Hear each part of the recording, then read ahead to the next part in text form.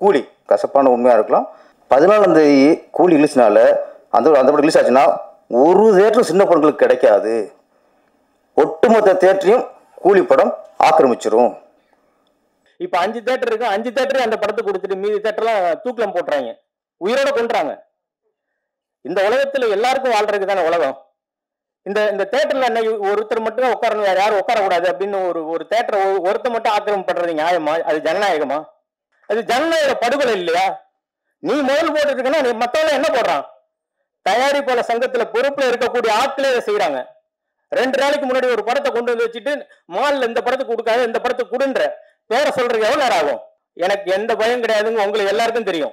ஞாயிற்றுக்கிழமை பாத்தீங்கன்னா ஒட்டுமொத்த தேட்டர்லயும் தலைவன் தலைவி.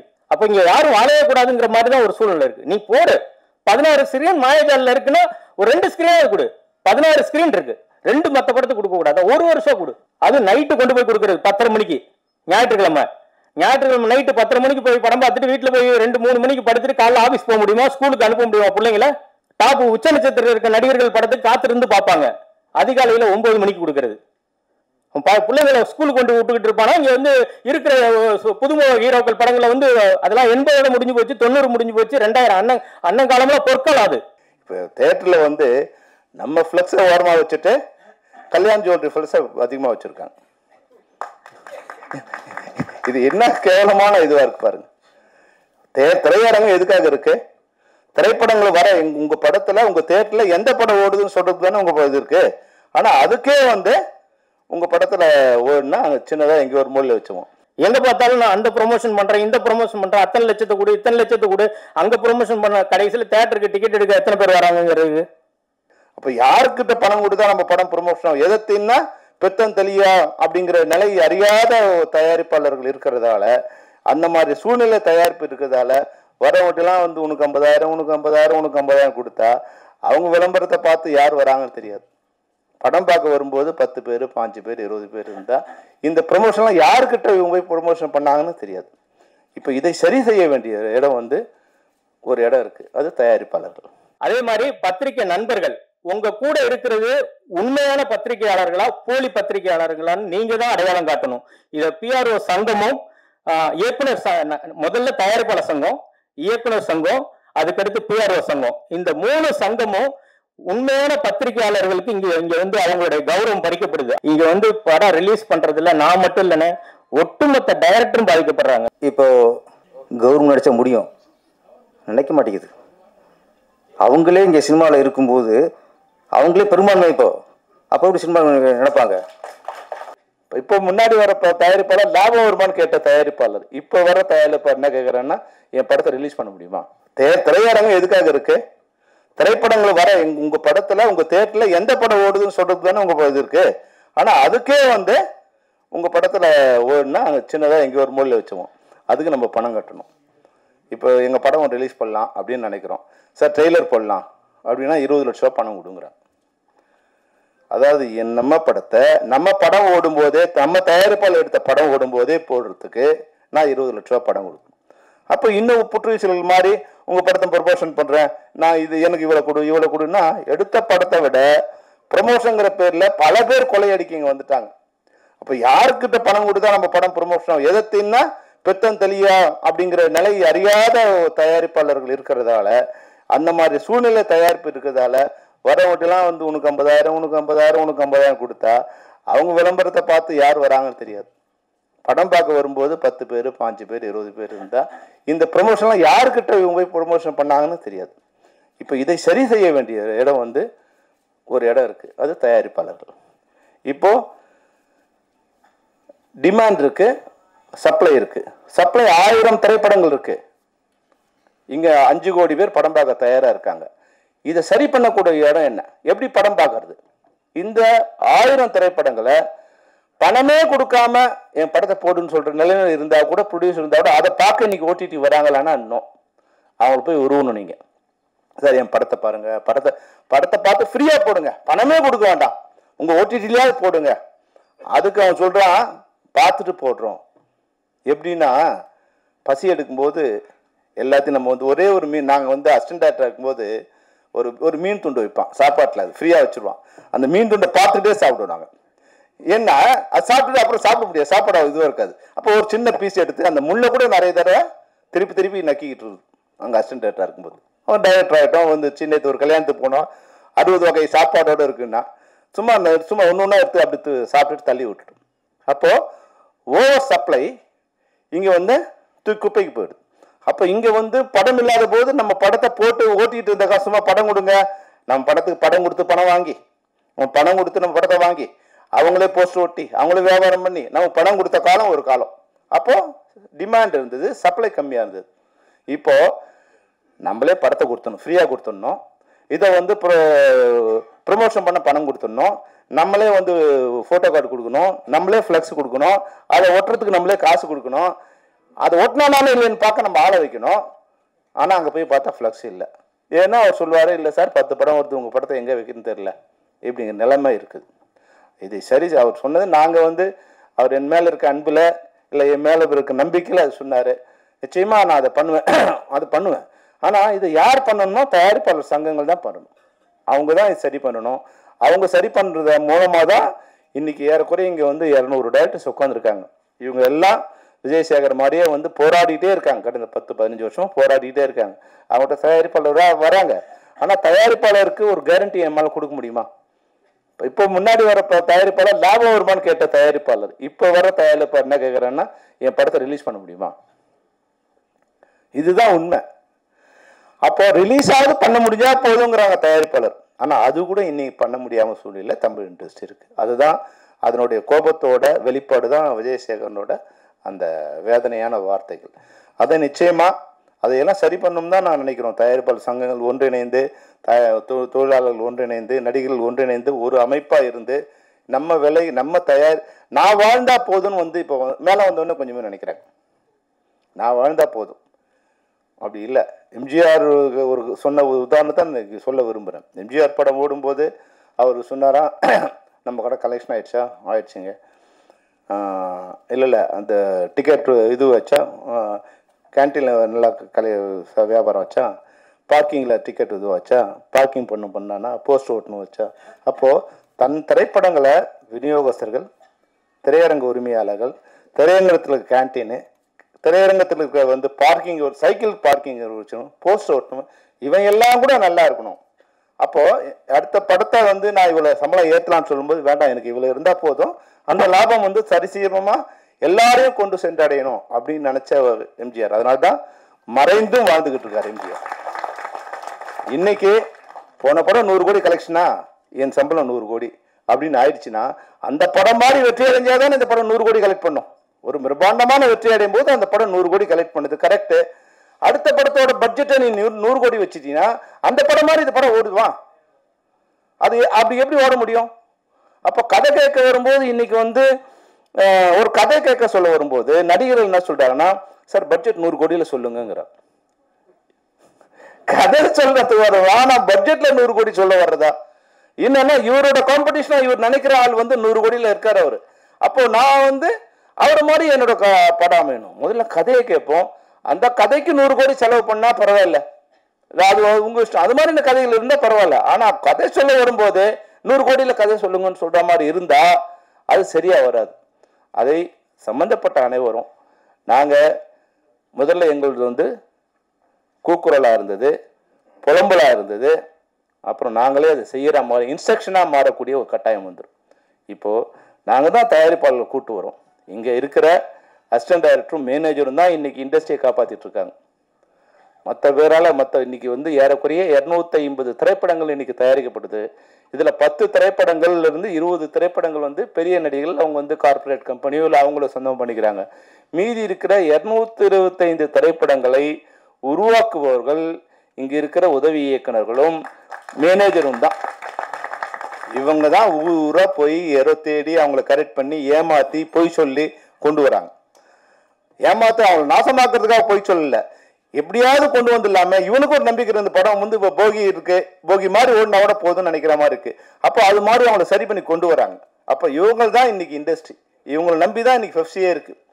அவங்க வந்து ஒரு 30% நம்மளை ஃபீட் பண்ணாங்கன்னா, இந்த 229 திரைப்படம் தான் இன்னைக்கு 25,000 தொழிலாளர்களை காப்பாற்றுறது. இது மாதிரி நம்ம விஜயசேகர் மாதிரியான தயாரிப்பாளர் தான் எங்களை காப்பாற்றுறாங்க. அப்போ அவங்கள காப்பாற்ற வேண்டிய இல்லை அவங்கள பற்றி கவலைப்பட வேண்டிய ஒரு இடத்துல நாங்கள் இருக்கோம். அதனால தான் இந்த கன்சர்ன் தவிர ஐயோ அவர் வாழ்ந்தார் பெரிய ஆளுகள் பார்த்து ஒரு பொறாமையோ இல்லை அவங்கள பார்த்து வைத்தறிச்சலோ இல்லை.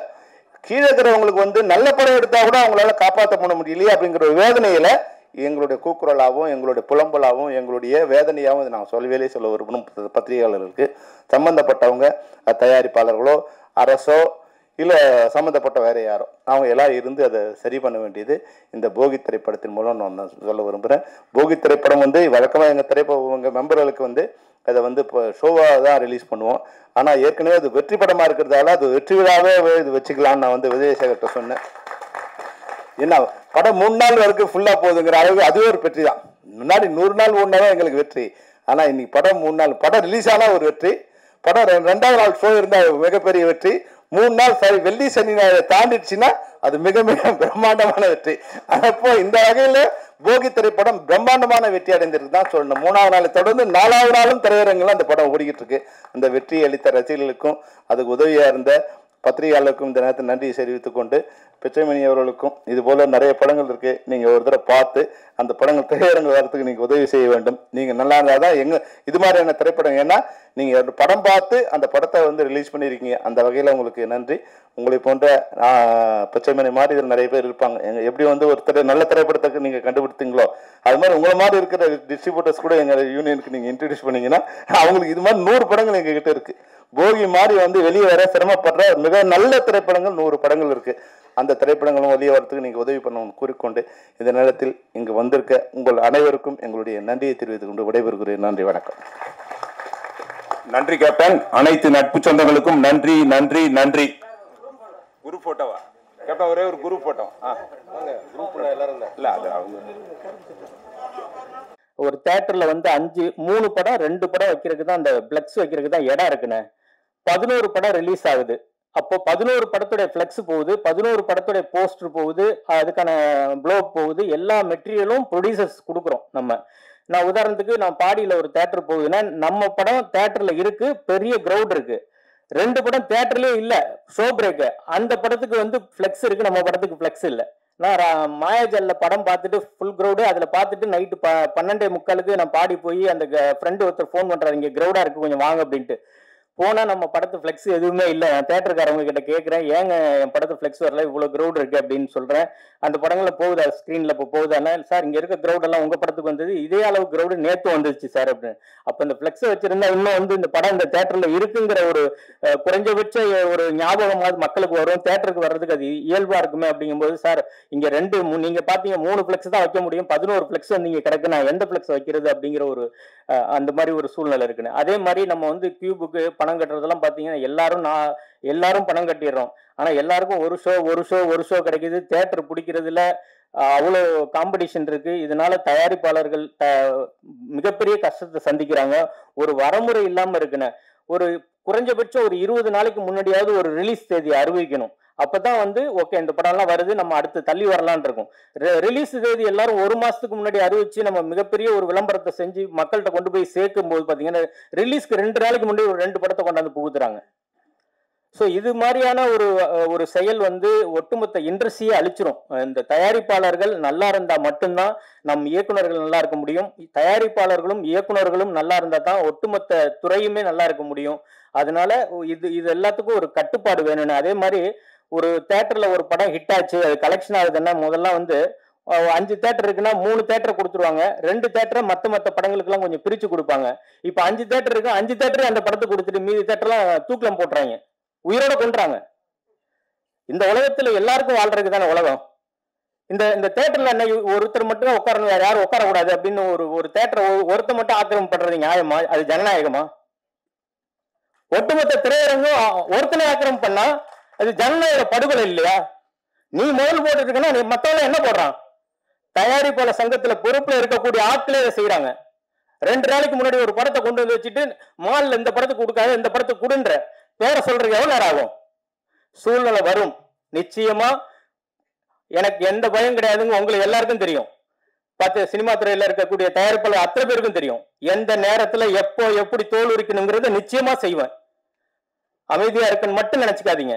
இது ஏன் படத்துக்காக பேசல.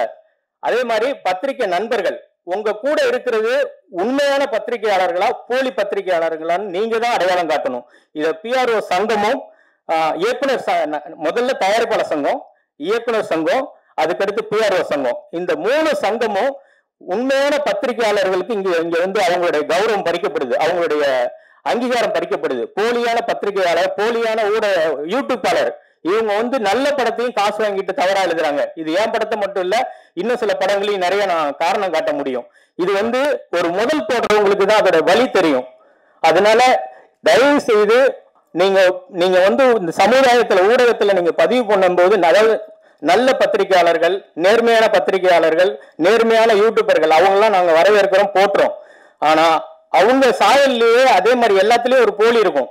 ஒரு ஒரு வயல்ல வந்து நெல் விளையுதுன்னா அதுல களை இருக்கும். அந்த மாதிரி எல்லா துறையிலும் இருக்காங்க, அது இங்கேயும் இருக்காங்க. அது களை எடுக்க வேணும்ன்றத என்னுடைய கோரிக்கையா வச்சுக்கிறேன். தயாரிப்பாளர் சங்கம், இயக்குனர் சங்கம் அண்ட் பிஆர்ஓ சங்கம், மக்கள் தொடர்பாளர் சங்கம், இந்த 3 பேரும் சேர்ந்து போலியான நிருபர்களை, போலியான ஆட்களை களை எடுத்துட்டா நல்ல அந்த துறை வந்து இன்னும் செழிப்பா விளையும். அவங்க நேர்மையானவங்களுக்கு இன்னும் போற்றப்படுவாங்க. அப்படிங்கறத என்னுடைய தாழ்மையான ஒரு வேண்டுதலை வச்சுக்கிறேன். திரையரங்கு உரிமையாளர்களுக்கு நான் வந்து திரையரங்கு உரிமையாளர்களும், தயாரிப்பாளர் சங்கம், இயக்குனர் சங்கம், நடிகர் சங்கம், திரையரங்கு விநியோகஸ்தர்கள் சங்கம், திரையரங்கு உரிமையாளர்கள், இவங்க எல்லாரும் சேர்ந்து அண்ணனுடைய இதுல வந்து ஆர்கே செல்வம் இதை முன்னெடுக்கணும். ஏன்னா அவங்க தான் இன்னைக்கு வலிமையான ஒரு இடத்துல இருக்காங்க.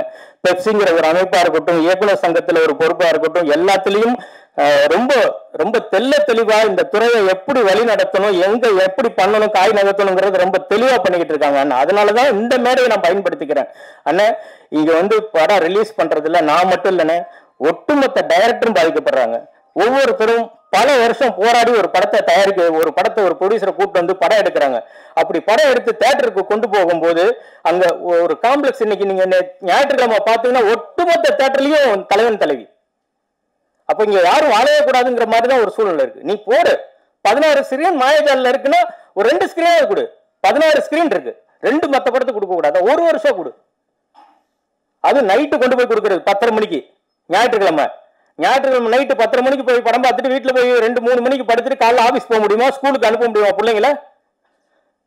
டாப் உச்ச நட்சத்திரம் இருக்க நடிகர்கள் படத்துக்கு காத்திருந்து பார்ப்பாங்க. அதிகாலையில 9 மணிக்கு கொடுக்கறது. பிள்ளைங்களை ஸ்கூலுக்கு கொண்டு விட்டுக்கிட்டு இருப்பானா? இங்க வந்து இருக்கிற புதுமுக ஹீரோக்கள் படங்களை வந்து அதெல்லாம் 80 முடிஞ்சு போச்சு, 90 முடிஞ்சு போச்சு, 2000 அண்ணன் காலம்லாம் பொற்காலம் அது.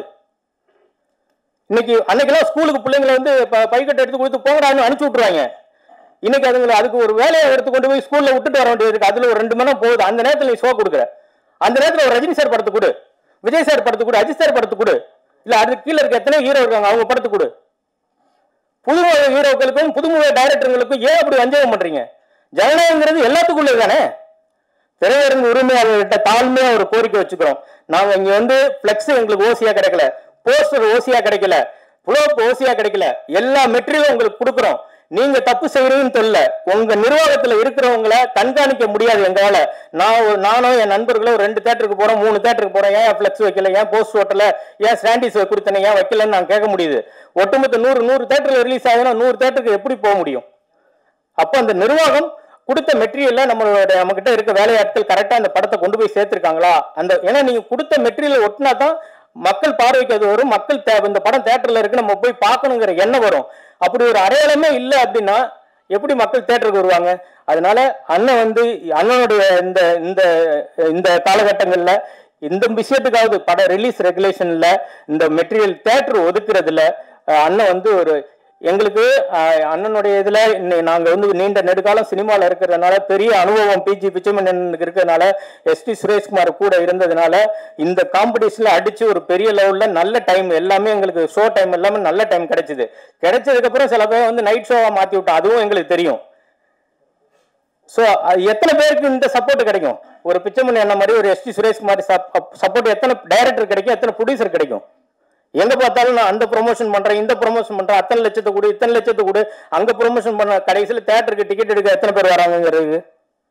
ஸோ எல்லா பக்கமும் இதை வந்து ஒரு சரி வரமுறைப்படுத்தலைன்னா சினிமா நம்ம கண்ணு முன்னாடியே அழியக்கூடிய சூழ்நிலையில இருக்குன்னு. நீங்க தூக்கி வளர்த்து நீங்க வளர்த்த இந்த சினிமா, நீங்க கொடுத்த வெற்றி, இந்த மக்களை ஈர்த்து கட்டி போட்டு வச்சிருந்த இந்த சினிமாவை காப்பாற்ற வேண்டிய பொறுப்பு அண்ணனுக்கும், பேரரசு சாரு, நிர்வாகத்தில் இருக்க எல்லாருக்கும், சாரு அரவிந்த் சாருக்கு எல்லாருக்கும் இருக்கு. தயவு செய்து சரி பண்ணி கொடுங்கன்னு இந்த கோரிக்கை வச்சுக்கிறேன்.